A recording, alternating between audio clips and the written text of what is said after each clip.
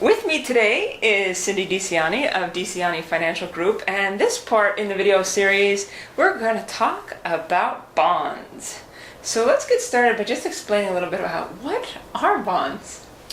What are bonds? Okay, bonds are probably the most confusing aspect of investing. I think more people get confused when you discuss all the different issues with bonds. So we're going to just be relatively superficial here and just give you a nice broad overview. We can certainly digress later on and have a little bit more complicated conversation, so to speak, regarding bonds.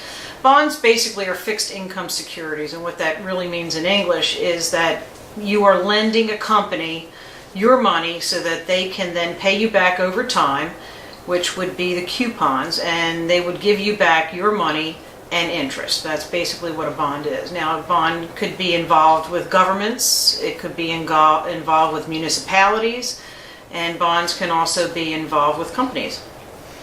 Yeah, so it sounds pretty simple. I know you said it's complex, but simple in that I'm loaning someone money, and for the privilege of doing so, I get paid that money back plus a little something something over time. And so can you just share a little bit more about what are some of these different types that I would want to know about?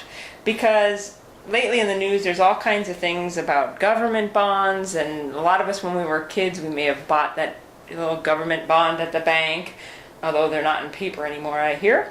And I just want to understand, how do they become a worthwhile investment for me versus some of the other things that we've been talking about? Okay.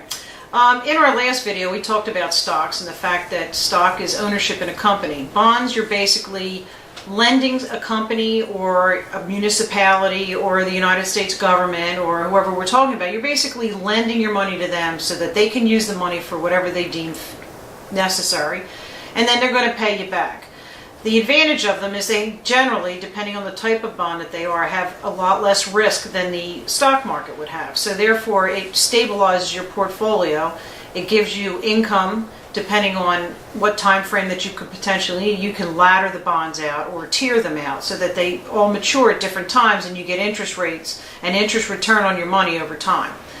That's the advantage to a bond. The disadvantage, so to speak, is that with that less risk, we get less return. As we learned in our previous video regarding risk, the less the risk that you take, the less the return you're going to make. So bonds will give you anywhere, depending, right now the bonds are running pretty low.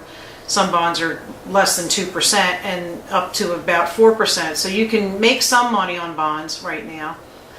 The bond market has been difficult to navigate in the last few years because the stock market is doing way better. But the nice thing about bonds is they do create income, and oftentimes when you hit retirement, that's exactly what you need, is you need your portfolio to create income for you. Yeah, so there's different levels of risk. So we've heard the terminology at some time like junk bonds, and then we've got government bonds. So what you're saying is the level of risk has to do more with the likelihood of the company ever paying me back, sort of like when I loaned a family member money and I know, oh, don't loan it to Uncle Bobby, that sort of thing? Exactly. Government bonds, especially United States-backed bonds, are by far the most secure bonds in the market.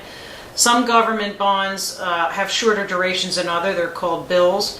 T-bills have the shortest time frame. Some right now are not paying any interest rate, or paying a very minimal interest rate, but yet they're paying you back anyway. The longer term bonds, which you hear the 30-year rate, those bonds will pay you more interest, but they also don't mature for 30 years. And there's different elements of bonds. They can be callable, which means they can be called back, or the company can request the bond back from you because they don't want to pay the higher interest rate that you may have. You can have other bonds that run a certain term of years. Some of them are very short term, 3 months. Some of them are very long term, 30 years. It really just depends on the bond and the category of bond that we're talking about. There are also other types of bonds, and they're municipality backed. Those bonds are backed by the taxable relationship that the municipalities have with their taxpayers. They're usually a pretty good bet because everybody's taxed, and every municipality generally pays back those bonds. those type of bonds can be used for all types of government programs, whether it's a local government thing that they're doing, building a park, they can be very point specific, adding on to a school, or they can be more broader based and, for bridge building, a state, whatever it happens to be. So those different types of bonds, there's all different types of maturities and types of bonds with more or less risk depending on which ones we're talking about. So you're right, it is sort of complex. And much so. yeah. But it sounds like there's a few things to consider, and that would be obviously the length, the rate of return, how likely it is that the place you're borrowing it from will still be in business by the time you get to the end of the bond term. Exactly. And then also you might also want to consciously choose a particular project for a bond, something that might be more meaningful or socially Right. conscious for you. Exactly. That it seems like a good investment. The other thing you had mentioned junk bonds. Junk bonds are just that. They have very low ratings. They have very high risk in bond world, so to speak, and they could default. The biggest issue with a bond is the default rate. And what that basically means is that the bond becomes worthless. And those of us who have bought those bonds are basically sitting with something that has no value. Yeah.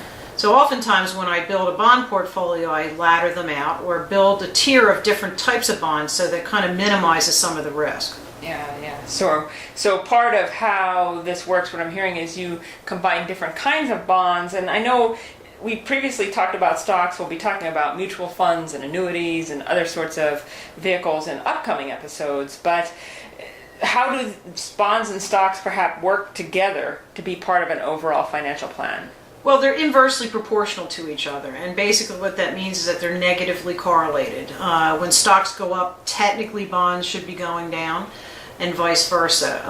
That's the way it was in what I call the non-extreme markets back in the old days, which was probably like 5 or 6 years ago. Sometimes bonds, as we have recently realized over the last 6-7 years, the bond markets have tended to correlate more with the stock market because the markets have been tending to dip. The last substantial correction that we had in 2008 really reared its ugly head with regard to that, because what happened is as the stock market fell, the bond market went right with it. And generally in past history that has been the exact opposite. One rises, the other one falls. Made investment quite a challenge over the last few years. Yeah. So with that, it sounds like they hold a place in the overall portfolio, and like most financial planning, it's a complex process of different pieces. And with that, I want to say that if you want to learn more about Diccianni Financial Group and obtain the rest of these videos, you can do so on the web, www.dfgpa.com, and we'll be back with a future episode to really educate you on mutual funds.